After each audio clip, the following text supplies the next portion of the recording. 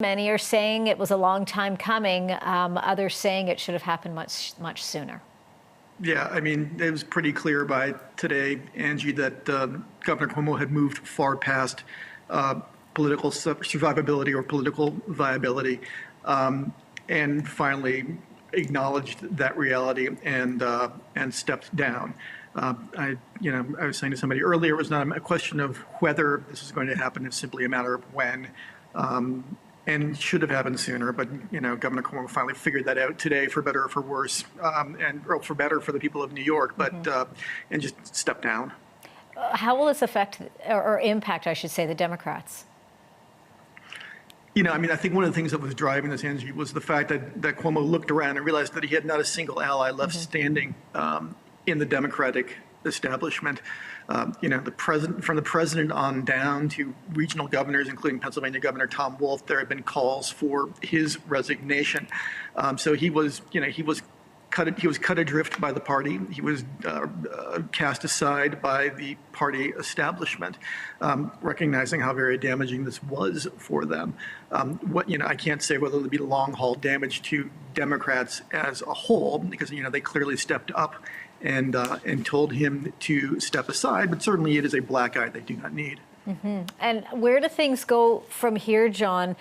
What's interesting is during that press conference, Cuomo talked about this being, a political smear campaign. That if he could argue the facts, that he would argue the facts, but he's going to, of course, let things play out. But where will things go from here? Because of course it raises the red flags and the concern that will there be actual justice now brought forward? These 11 women, 2 of which have come forward, and 1 of which has spoken out publicly now as to whether or not they're going to get that closure, they're going to get that vindication.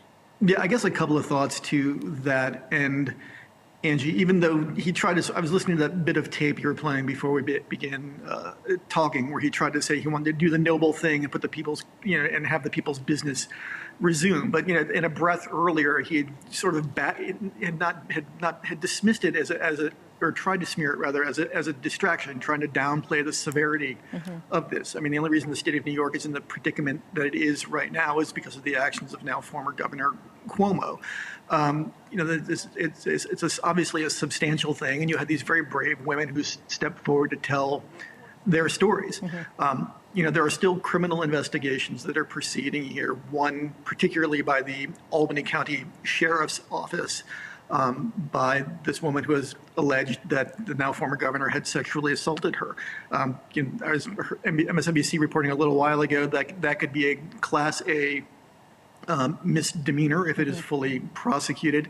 So there are still some serious legal ramifications here for now former Governor Cuomo, even though he has left the political stage. Very quickly, John, we were just showing a picture of Kathy Hochul, who will now be taking over in the next couple of weeks from Andrew Cuomo. Her position, her role now, moving forward with this.